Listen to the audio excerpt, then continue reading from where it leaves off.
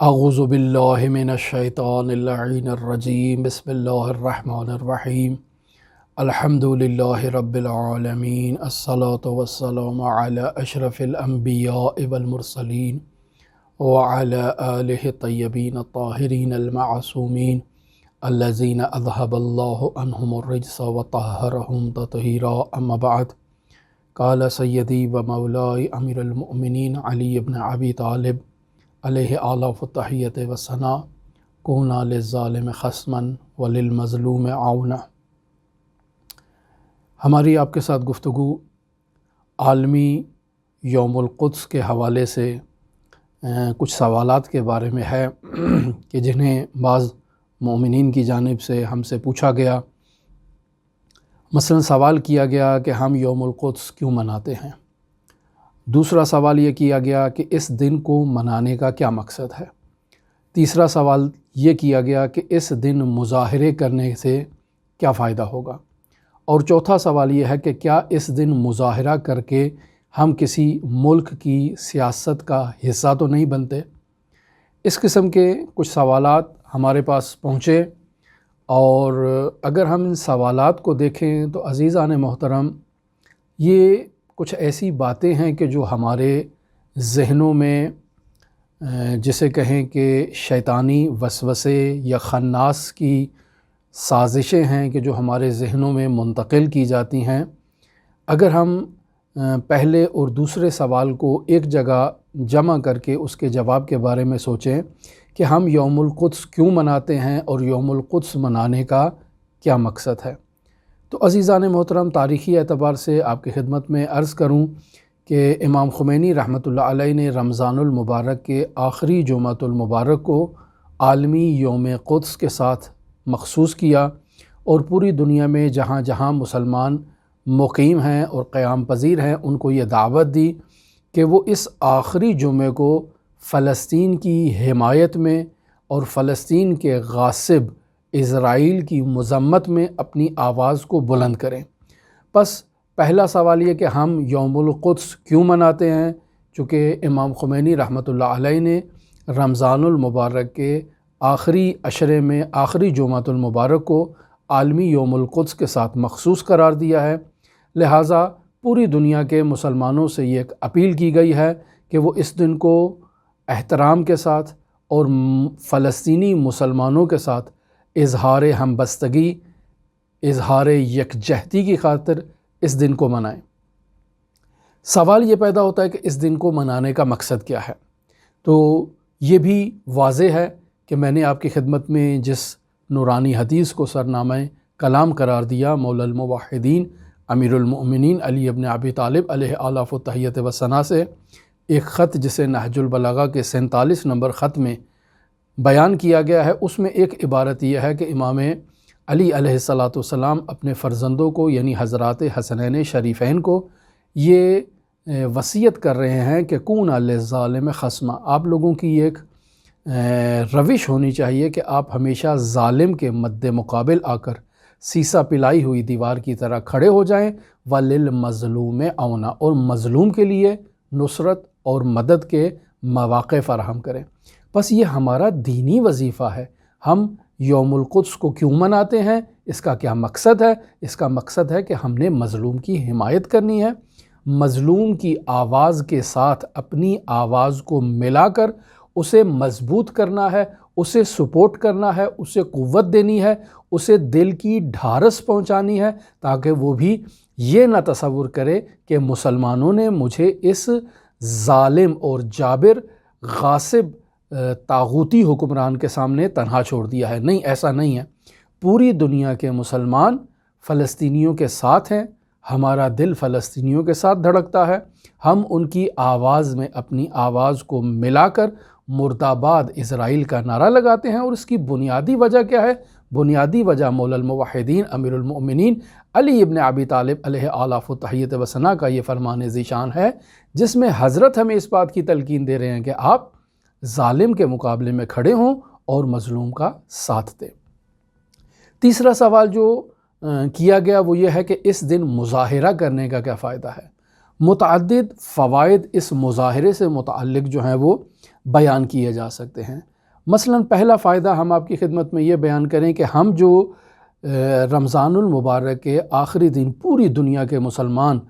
جمعۃ المبارک کی نماز ادا کرنے کے بعد جب میدان میں آتے ہیں اور آ کر مرد آباد امریکہ اور مرد آباد اسرائیل کا نعرہ لگاتے ہیں، تو در واقع یہ لشکر حق کا لشکر باطل کے مد مقابل آ کر آواز بلند کرنا ہے، صدائے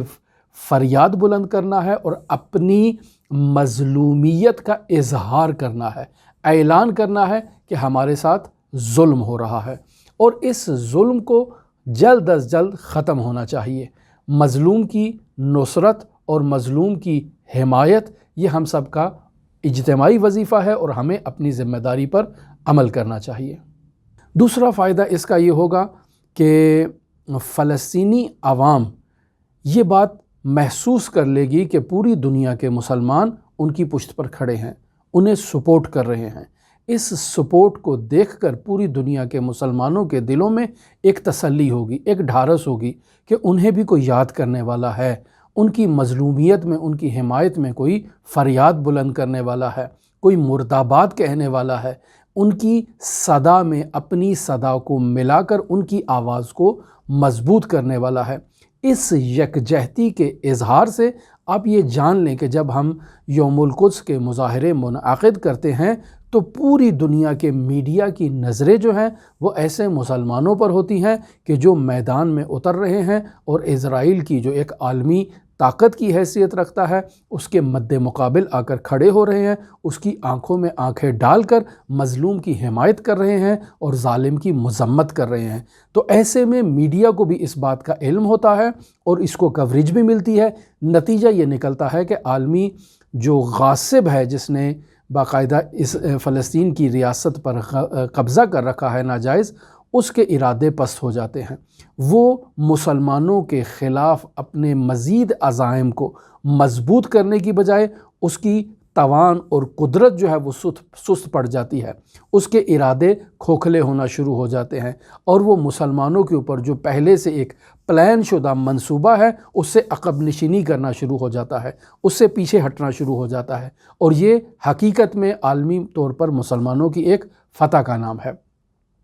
پھر ہم یہ دیکھتے ہیں کہ ہمارا آخری سوال جو ہم سے کیا گیا کہ کیا ہم کسی دوسرے ملک کی سیاست کا حصہ تو نہیں بن رہے، تو عزیزان محترم ہم نے پہلے ہی آپ کی خدمت میں اس مطلب کو بیان کر دیا کہ یہ ہمارا دینی وظیفہ ہے، یہ ہماری سیاست ہے، کسی دوسرے کی سیاست نہیں ہے۔ یعنی تمام دنیا جہان میں جہاں جہاں مسلمان آباد ہیں، جہاں جہاں اسلامی ریاستیں قائم ہیں، ان کا بنیادی دستوری ڈھانچہ ہونا چاہیے کہ وہ مسلمانوں کی حمایت کریں گے، بالخصوص مظلومین کی حمایت کریں گے، خواہ وہ دنیا کے کسی بھی کونے میں کسی بھی مذہب اور کسی بھی مکتب سے تعلق رکھتے ہوں۔ مسلمان ہمیشہ مظلوم کی پشت پر کھڑا ہوتا ہے اور ہمیشہ ظالم کے خلاف صدائے احتجاج بلند کرتا ہے، خواہ ظلم کرنے والا خود ایک اسلامی ریاست اور ایک مسلمان ملک ہی کیوں نہ ہو۔ لہٰذا مظلوم کو سپورٹ کرنا، مظلوم کی حمایت کرنا ہمارا دینی وظیفہ ہے۔ کسی ملک کی سیاست کا یا کسی ملک کی جو پالیسی ہے اگر اس کا حصہ ہے تو بہت اچھی بات ہے، لیکن یہ پالیسی صرف کسی ایک خاص ملک کی نہیں ہونی چاہیے، بلکہ دنیا جہان میں جہاں جہاں اسلامی ریاستیں آباد ہیں وہاں کی پالیسی یہی ہونی چاہیے کہ وہ مظلوم کی حمایت کریں گے اور ظالم کے خلاف صدائے احتجاج کو بلند کریں گے۔ آپ دیکھیں کہ کیا پاکستان بننے سے پہلے محمد علی جناح نے فلسطین کی حمایت میں آواز بلند نہیں کی تھی؟ اس وقت تو ایران میں جمہوری اسلامی ایران کا باقاعدہ نظام نافذ نہیں ہوا تھا، باقاعدہ یہ نظام قائم نہیں ہوا تھا۔ اس وقت محمد علی جناح نے فلسطین کی حمایت کی، فلسطین کی مظلوم عوام کی آواز میں اپنی آواز کو ملایا اور اسے بین الاقوامی اداروں تک پہنچایا، جس کے نتیجے میں فلسطین کے مفتی اعظم نے محمد علی جناح کے نام ایک تقدیر نامہ اور ایک خط تحریر کیا جس میں محمد علی جناح کی اس جد و جہد کی قدردانی کی گئی ہے۔ تو ہم نے اگر پاکستان میں ایک فلسطین کمیٹی نہیں بنائی ہے اور صرف کشمیر کمیٹی تک محدود ہو چکے ہیں تو یہ ہمارا اپنا قصور ہے، اس میں بانی پاکستان کی تو کسی قسم کی کوئی غفلت نہیں ہے۔ ہمیں یہ چاہیے تھا کہ ہم پاکستان میں جہاں کشمیر کے حوالے سے آواز بلند کر رہے ہیں اور ہم نے ایک کشمیر کمیٹی بنائی ہوئی ہے، تو ہمیں کشمیر و فلسطین کمیٹی بنانی چاہیے تھی جس کی ذمہ داری ہو کہ وہ فلسطین کے لیے بھی آواز بلند کرے، کشمیر کے لیے بھی آواز بلند کرے، یمن کے لیے بھی آواز بلند کرے، اور جہاں جہاں مسلمانوں پر ظلم ہو رہے ہیں وہاں کے لیے وہ باقاعدہ آواز کرے۔ بس یہ کسی خاص ملک کی سیاست کا حصہ نہیں ہے، بلکہ یہ ہمارا اسلامی وظیفہ ہے، یہ ہماری ریاست کی بنیادی اصولوں میں سے ایک اصل ہے کہ ہم باقاعدہ مظلوم کا ساتھ دیں اور ظالم کے خلاف جدوجہد کریں۔ اور واضح مثال آپ اس کی دیکھ لیں کہ گزشتہ سال کرونا کے باعث جمہوری اسلامی ایران میں عالمی یوم القدس نہیں منایا گیا، لیکن ہمارے پاکستان میں ہمارا دینی جذبہ ٹھاٹھے مار رہا تھا۔ ہم نے یوم علی جس عظمت کے ساتھ منایا، اسی جد و جہد اور اسی جذبے کے ساتھ ہم نے عالمی یوم القدس بھی منایا، اور اس سال بھی ہم عالمی یوم القدس نہایت ہی عظمت اور نہایت ہی شان و شوکت کے ساتھ منائیں گے، اور اسے اپنا دینی وظیفہ سمجھتے ہوئے، اسے اپنی اسلامی ریاست کا بنیادی اصل سمجھتے ہوئے ہم صدائے احتجاج بلند کریں گے اور فلسطینی عوام کے ساتھ اپنی آواز کو ملا کر فلسطین کی آزادی کے لیے جد و جہد کی صدا بلند کریں گے۔ انشاءاللہ فلسطین کی آزادی تک ہم دعا کرتے رہیں گے کہ خداوند متعال ظالم کو نیست و نابود کرے اور مظلوم کی صدائے احتجاج کو پوری دنیا کے کانوں تک پہنچائے، اور یہ فلسطین کی ریاست آزاد ہو اور مسلمان خوشی کے ساتھ وہاں پر زندگی بسر کر سکیں۔ ہماری گفتگو آپ کے ساتھ مختلف موضوعات پر جاری ہے، اگر آپ دلچسپی رکھتے ہوں تو ہمارے ساتھ رہ سکتے ہیں۔ یا علی مدد، اللہم صلی علی محمد و آل محمد وعجل فرج قائم آل محمد۔